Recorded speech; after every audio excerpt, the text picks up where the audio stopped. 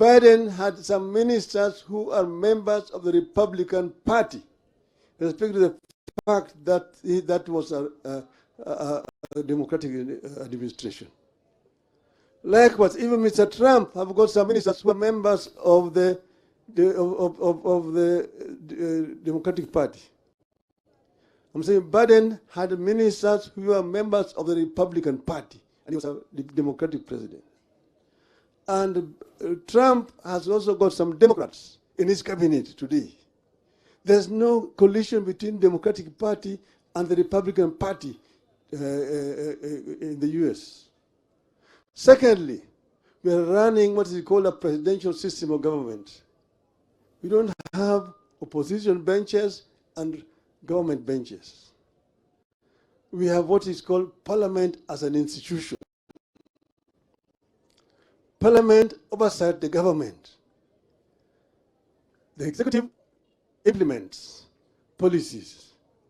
Parliament passes laws, and the executive uses those laws to govern the country. And then the judiciary, which interprets the laws. So there's really no collusion between ODM, no collusion between ODM and UDA. But it is an arrangement which is based on an MOU which was signed between us, and it was on open daylight. And there are very clear points in that MOU, 10 of them, and they're very explicit indeed. That's the reason why I don't see why people are bickering. When Mr. James Orengo talks, he's talking on the basis of an MOU between ODM and UDA. Orengo has not committed any crime. He has got a democratic right to say what you say. When Professor Yang Nyong'o speaks about devolution, he is talking the language of ODM. And I said it when we were in Siaya, that devolution was the most important feature of this new constitution. Ugatuzi ni muhimu zaidi katika katiba hii ambayo tulitoa Bomas. Ugatuzi.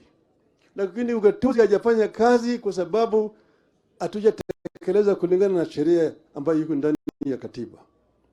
Devolution has not been implemented the way it should be implemented. That's why the people are not reaping the benefits of devolution. You have devolved some responsibilities, but you have not devolved the funds to give the counties the power, financial power to implement those functions. Health is a devolved function, but most of the funds are held up in Nairobi. Where should the national government be holding over 100 billion shillings? Yet the health function is devolved.